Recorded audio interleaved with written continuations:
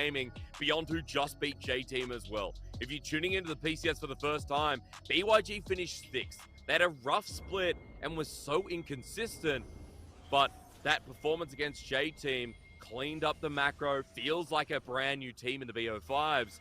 As we come up against DCG, it might not be as cut and dry as we once expected. So welcome back to the PCS with the beginning of round 2. The beginning of DCG's journey, if they can make it past BYG.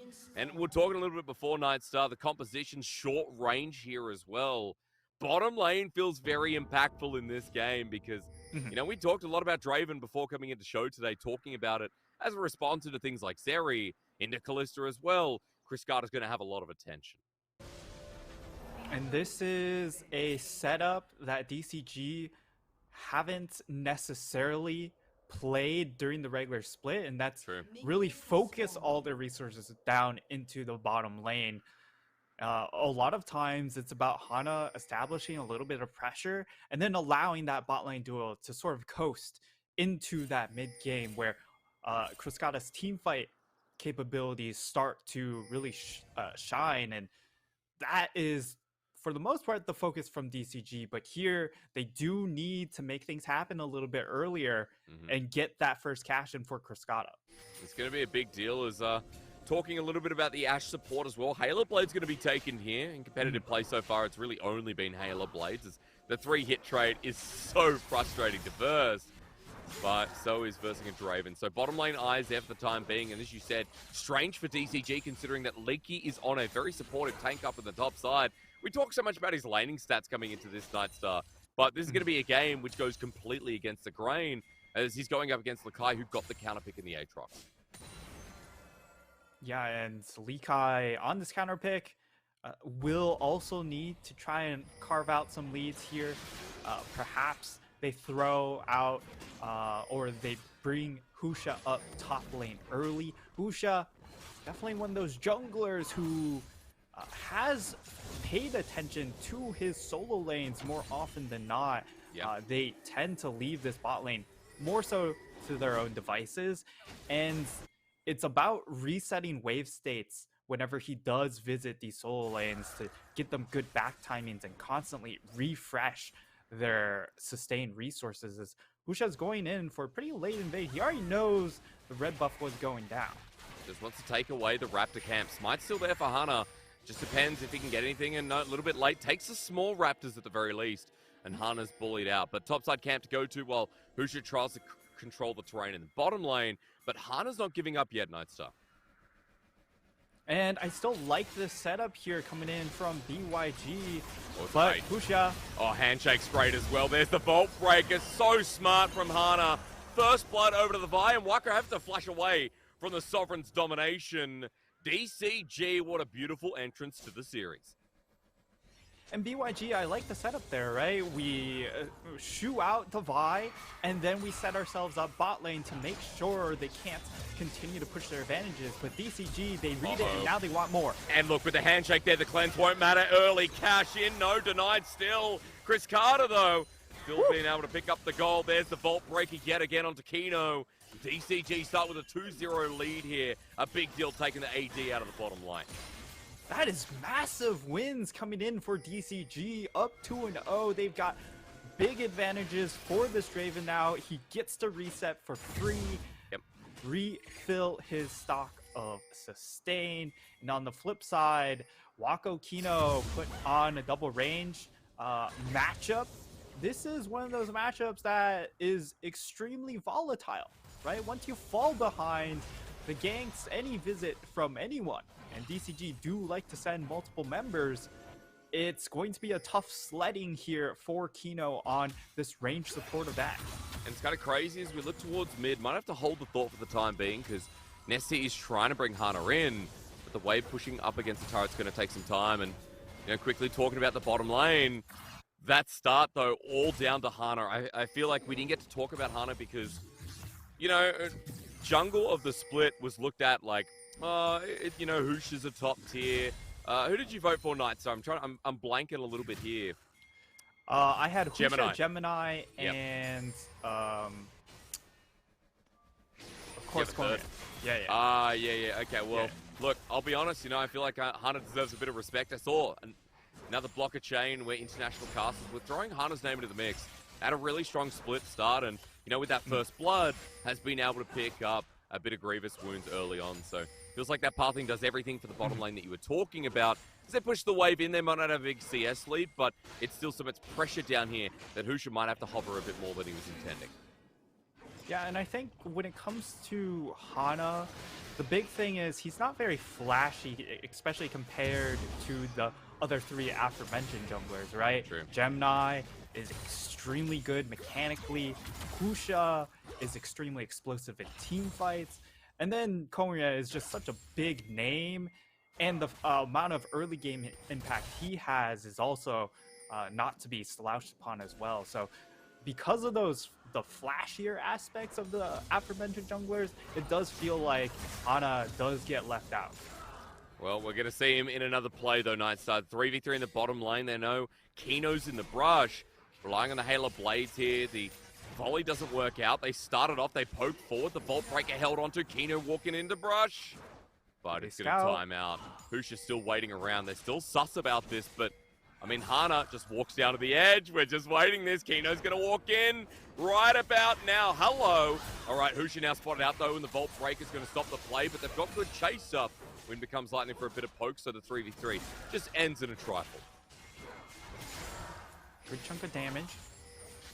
And DCG still looking to get a little bit feisty here. It is a pretty sizable wave, so they are taking a non-irrelevant amount of damage coming in from those ranged minions, but BYG with the extra priority down in that bot lane shift their attention over to this dragon, and we've had much later dragons in playoffs because of the dragon changes, a lot tankier.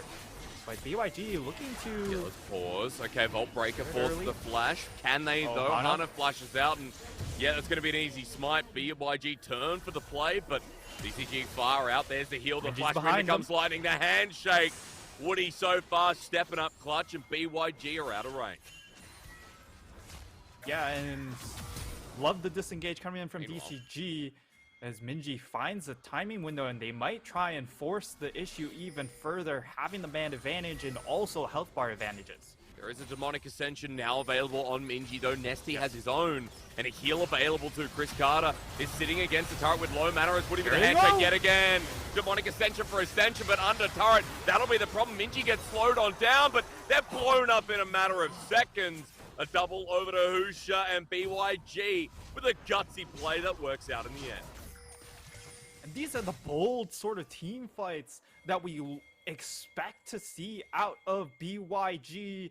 They have the extra man advantage coming in from Minji. They bring him down, and this is a massive, massive win because not only do they get all 3 kills, one of those kills is onto Cascada, which on the Draven can be so deadly here and just making sure he doesn't ever get to play the game. Yeah, denied adoration and forced to flash away as well. A Nesty with a solid attempt, as at least it helps straight off in the end, but Wako got a kill there. And what we didn't talk about before the dive in the bottom lane is that there's a 20 CS lead on Wako. Yeah. Through the lane, you know, we saw Chris Carter getting very low after the 2 kills that came bot. But what we didn't talk about was the fact that Wako came back to lane, was able to shove out and deny Chris Carter from picking up a couple of waves. So forget the earlier plays. Doesn't matter too much as BYG actually ahead in gold, and it's got to be to do with Wako maintaining a huge CS gap. Yeah, and it came from the fact that, okay, Minji looking for a short trade. It came from the fact that when they started out, the Dragon, Cascada actually had to give up a bit to make that roam over, and that play doesn't go very well because they lose the Dragon, then they reset, or they try to get back to the towers to farm the wave, and then they die. So they just lost so much extra gold there, and again, even though this was a pick that sort of came out of left field in the Draven, how it's played out, again, harkens to DCG. They might not necessarily be comfortable in just force-feeding Cascada all this resources quite yet. Yeah, we did talk about a different dynamic as they were left in the bottom lane while the Herald play went down, but BYG didn't fully commit. Wako and Kinna moved back bottom lane and denied the plate from being taken as a response, and That's the second objective here in the start of the series that BYG have picked up. So really good early game, really good response to the intelligent gank path from Hana. And now with the two kill Zinzao, excuse me, and a Gore Drinker, all we have to do is wait for this Herald and just see where the blood flies really at this point from BYG, because we did talk about the dynamics of both these teams being fast as Arrow, good dodge there at the end. Yeah, good dodge. And coming back to the point is that, you know, once both these comps start rolling, it feels like games can happen pretty fast. Yeah, once these fights do start going, the snowball is going to happen pretty darn quickly. And the other thing is, there's not a lot of tower taking capabilities on these teams, right? When it comes to sieging towers, because they're all super low range. Therefore, we're gonna have fight after fight around these big key objectives in order to actually decide the game because of how low range these compositions are. Just look at the goal that was given over to the bottom lane. BYG taking all 4 plays, at least in conjunction with what Waka already did. And the pressure's still down on the bottom side. DCG are hovering their jungler. But Nightstar, I mean, Hoosh is moving up towards mid. You can see that BYG are following, moving as a bit of a unit here, trying to find a pick that will continue to open up the game. Hoosh is spotted up by this control ward. And now we'll take it away. And the amount of control here coming in from BYG is pretty nuts so far. Oh, nice. Oh, Leaky missed, though. Went the wrong direction as Lakai had to burn ulti and flash at the very least. So not going to be the end of the world unless Lakai does that. Leaky force flash away while we look back in the bottom lane. The 3v3 continues on. Husha with huge items at this point. Hostile takeover, hitting max range, but it won't do a thing. One auto onto Kino, that's it. Health bar, disadvantage. Leaky is just going to get one shot at this point. 1 Q, 1 W, and Lakai with the solo kill. Meanwhile, BYG are taking off. And Hysterics, that was the first time we got to see top lane this entire game. And Leakai comes up clutch, comes out with the solo kill. This is a guy who has suffered endlessly in lane phase this entire year, but now Minji... Ulti's there. He's got flash still available. And Hana has to burn the ulti, but hey, at least getting the mid lane summoner. Another dragon. Well, yeah, double dragon, early stacking here. Beyond Gaming, I mean, this is such a clutch comeback. Husha doubling down in the bottom lane. You got to respect it here, because BYG know how to play towards bot anyway. Yeah, and typically when you have that first play bite you in the back that hard, which was when they pulled Husha down towards that Krugs area and got caught out, usually you just kind of say, all right, we'll play elsewhere. Let's go and look at Leakai, because he does have an advantageous lane, right? So we can play around that, but no. BYG, they decide, hey, we can execute better. We can just do better than what just happened there. And so far, it is paying off, and it does showcase that DCG maybe a little bit of rust with the extra 2 weeks, right? Oh, yeah. I mean, they haven't played yet. This is their first debut, and honestly, as you said, it shows. Leaky going to get spotted out in the ward, too. I mean, BYG kind of covering their tracks a bit, too. As Leaky tries to move towards mid, Hana goes in for a steal. It's small wins at the moment. And I will say, Hana does have a CS lead, 14 in the jungle. We look towards mid with a 10 CS lead, but you look everywhere else. The solo kill that just happened for top, the 30 CS lead in the bottom side. And just look at the item differential right now, Nightstar. BYG on 3 mythics, that'll be 4 shortly from Lakai. And when we have another Herald coming up in a minute 30, there's so much power in BYG, as we said, is taking off nice and early.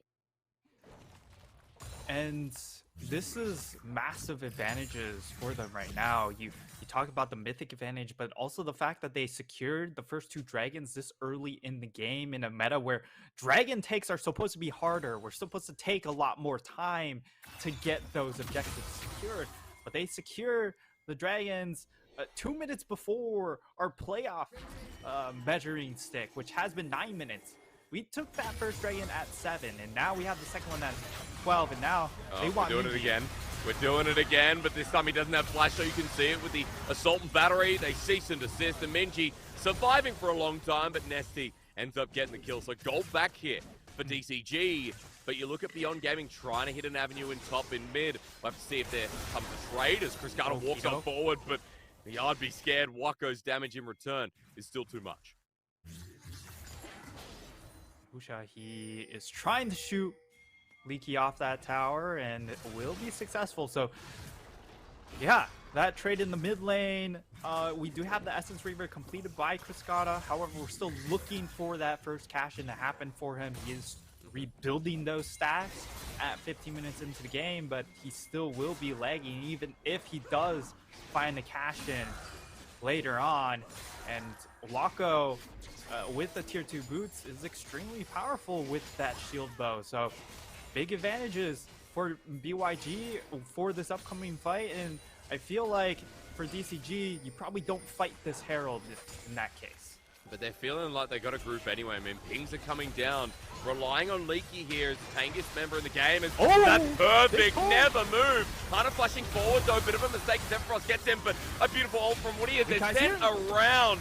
Minji's ulti doing so much more than the other Swains as they run into close range, but Nesty now even going golden. Has to flash to save his life, and even then it won't be enough. Beautiful stuff from Minji, and BYG countering hard. And they thought they had the pick onto Waco, and it looks like this was a fight that decided DCG could win because of how they were able to zone off Waco. Wasn't able to get many autos in that case, but their solo laners are just so strong. Likai joining in after the engage comes through. Husha already out to a Gore Drinker, extremely oppressive in these team fights, especially comparatively to that Vi. And of course, the highlight is Silas being able to do swaying things, but better. Really good never move here, but I mean the problem is Nightstar. You have one damage source, it's Chris Carter, because your Swain is building support. Yeah, great first item power spike, but it really is more about facilitating more damage coming in for the rest of the team. And you see here, even in this fight, Waco gets 3 autos. So they essentially killed him off at the start of the fight, but that still wasn't enough to swing the tides. As you can see, the damage output is just really, really high from both of these mid laners, but the difference is the Xin just carves up so much space in comparison to the Vi, who also got locked down and I don't believe got the ult off on a priority target. And with that space as well makes it easier. And Shannon across the arrow, speaking of the Devil, the explosive cast, doing enough to get him out with the Kai's. He flushes out with the ult. He's been caught out and shut down. Chris Carter, the next target, he's bailed out, but needs a reset and won't get it yet again. Nesty is surviving for a long time, but BYG pick apart the pieces. Minji is on a tear, and they've got so many avenues to play. As right now, it feels like DCG can't do anything. Oh man, this game does feel a little bit out of hand, and when I looked at these two teams, BYG, I had a sneaky dark horse pick when it comes to just how this playoffs would shape out, because when I evaluated my teams, I looked at, hey, the most successful teams are probably going to be the teams that can team fight the best, and my top 3 would be PSG, DCG, and BYG. They sneak in to that category, and you see why. And looking at this current form, they are definitely in a position to make semifinals and once again enter their name into the world's conversation. But for DCG, I do feel like it's a bit of an anomaly because of the fact that they put Cascada on this Draven.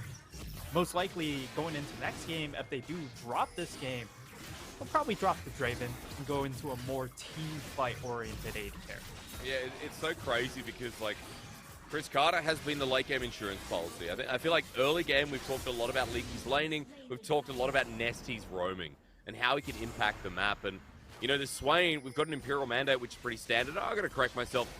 You know, Chris Carter's not the only damage source, but because you're going Mandate, because you're not, you know, a Leandri Swain, you feel like the use is going to be limited. And, you know, for DCG Nightstar, Chris Carter hasn't been able to free hit. He hasn't been able to pick the perfect positioning. The picks haven't come through. Outside of the one on Lakai, that was a good start, but every single time we see these fights play out, Minji, Husha, Wako get space. And this Ashe, right? Ashe has mandate. You press volley, and if volley hits multiple targets, it gets multiple mandates. It's the one thing people forget, is that Ashe supports press W, and it mandates everything because it's one ability.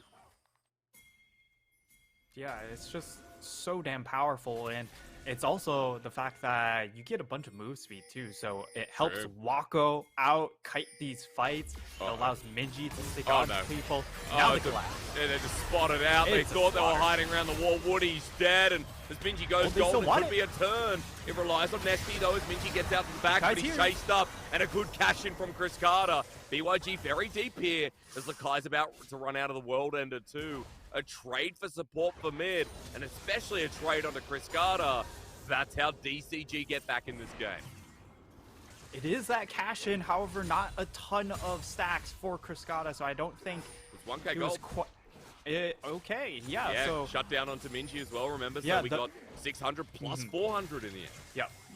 The shutdown was a key part there, and that actually propels him into the second net worth in the game. So he's still lagging behind Wako on the Kalista, but the big thing here is if Wako does go too far up, Draven does have the damage now to punish mispositions because of that extra gold influx. So that will be key in making sure if they get onto that Kalista, they're actually able to burst it up.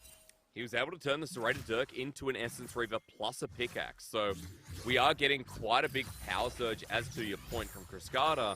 But we have to see it again because BYG were the ones that made the mistake. They're still 4,000 in the lead. They're still the ones who, in an open space, as you talked about with Husha's ulti and how he's playing the Xin Zhao, they can control the environment.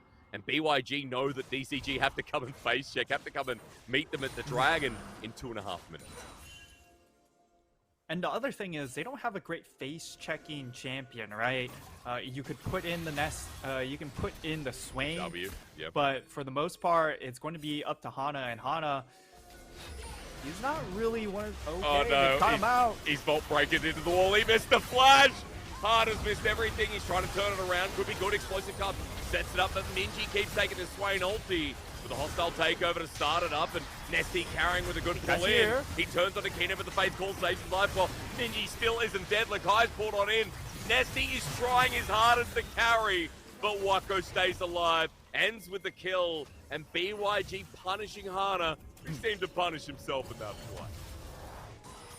And Minji goes for the recall, has the teleport to get back into this fight. So he's channeling teleport, and now they're looking to try and pick one more member off. If they do so, that really opens up the Baron chances. And look, there we go, double Imperial mandate. Minji just jumps on top. Woody with a bailout, but a chain lash to finish off out of range. Chris Carter ready for his life. Well, Chris Carter does jump in, he gets a shutdown, but he's traded his life. Explosive cast dunk in the meanwhile. BYG still ahead. We can quote and look at Chris Carter and his success, Nightstar, but BYG keep taking names and it's not stopping. Chris Carter able to flash forward and secure himself one more kill, but the issue is it's his flash is now down for this crucial Mountain Dragon that's coming up in 50 seconds. We get to see the replay, the catch onto Hana. They block out the Vault Breaker, then they interrupt him. He also flashes into a wall. He does. But this Renata ultimate bought a lot of time, sectioned them off quite well, that they almost had the opportunity, but because of Lee Kai's approach here, they're zoned off of helping out their mid laner. Nesty is caught out in no man's land as a result, and the side of BYG are able to secure man advantage. They teleport in, continue to pull off the play, but DCG, importantly, able to stop Baron in that instance, but it doesn't change the fact that they're still 5k gold down. Chris Carter has no summoners. This is an objective they have to contest this area. As you said, no summoners available. Nesty, the only one with Flash, or Woody as well, excuse me. As the Never Move brings in Lakai back in, but he just turns onto Leaky.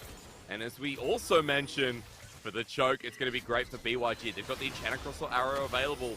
baiting in the Dragon here. DCG still there as the Kai with the ulti and the flash available. He's zoning off everyone. Minji over the wall with the Evercross, still buying time. Hana tries to get over, but there you go, Mountain Soul. One-man hostile takeover. The arrow hits the Gragas, but BYG have already picked up the Soul's Nest. He flashes on in on top of Kino. Minji takes the Demon Flare as well. He's ascended with an explosive cast. They're not taking enough damage. Chris Carter's trying, though, as this Draven still punching out a little bit now, but zoned out, hit hard, and Minji's taken over this game. BYG keep it running. It might have started with J-Team, but it looks like it's continuing against DCG. And BYG absolutely ruffle stomping this game number 1 against the side of DCG. So once we get into the replay, we'll see the composition from DCG, especially when you lose Mountain Soul, just doesn't have the oomph to actually take these team fights. They don't have the single target damage because of how far behind Cascada is, and they don't have the AoE wombo potential either because they are running a Swain in the mid lane. So replay comes through, Lee Kai just occupying so much of the space. They can't get through this choke point, so they take so long to do so. And when they finally do, the Dragon's already taken. Hana goes all the way into the backline to try and just occupy Wako, but that's not the move because the rest of the team is just so damn strong. With Minji and with Lee Kai, the amount of sustain they have, if you're not applying the grievous wounds in that fight, you just can't take these champions down. This is what I'm talking about, dude. Team fights with Ashe, early Imperial Mandate, 4k damage. Filthy. Like, a couple autos weaved into there, but yeah, it is. Because all you have to do is press W, keep space. 18 out of 20 kill participation as well for Kino. And we've been talking about Woody in this game for some pretty good ultis, really good early handshakes as well. But Kino's played this pretty clean. The Ashe counter into Renata yet again showing why it's picked. And now for BYG with the Baron, I feel like we're going to see a lot more arrows come out as they hold a 10k gold lead. A Mountain Soul here, Nightstar. I feel like the onslaught is only just beginning. Especially with the side of DCG hitting a power trough, they don't have an answer to the side lane pressure being offered up by Minji on the flip side. So this is where their composition is going to run into a lot of trouble because they don't have a way to just start a fight. Salt and Battery coming in, the buy ultimate isn't going to be enough because very well Hana could just die trying to get into the back line while he's traveling with that ultimate. Just a note on the arrow as well, 37, about 40-second cooldown at this point, Caulfield's Warhammer, and we have the full support item. So Kino, it's already half off of its CD, so expect another one to come through in the next push up in the top lane, while Minji's holding bot side, level 16, just reached here by this Silas, and BYG now pushes the scoring midway. So all three are going to be crashing at the same time. One of these inhib turrets are going down. Yeah, and Hana really wants to go on to Husha, but his team isn't close enough to follow up if they were trying to force a pick there. And now it's just really boils down to Hana, Nesty to try and find an engage. Maybe Leaky able to get a flash Grog Assault to find a pick. But that's it. Okay, well, his fate's called, saved out there. Inhibitor turret number 1, inhibitor turret number 2. In quick fall like dominoes. Minji now is going to get the inhibitor absolutely for free. Leaky can't stop him. The rest of DCG are trying to pick a target, and they're like, hey, maybe now we go for Husha. But the rest of BYG move towards mid. Wako's arrow was actually fired out before, by the way, so there's another tool that's down, but all three inhibitor turrets and BYG playing the macro so cleanly. Okay, all right, Chris Carter walked in, and Husha runs on in, and it might be it, in fact, as the cease and desist fly from Hana, but he does no damage. The Mountain Soul makes short work as the big carry's now down. 4 versus 5 for the rest of this game, but I don't think this game's going on much longer. As Waco starts firing at the turret, the wave's going to be escorted in. And Deep Cross Gaming are our second seed, but Beyond Gaming are making them look foolish here in the first game of the series. As Hana's up next, to the menu flies Leaky. And Beyond Gaming, there's just something in the water of the BO5. because this team has changed their outlook completely running into playoffs, and I'm all about it as they beat down the second seed in game 1. BYG, there's a reason why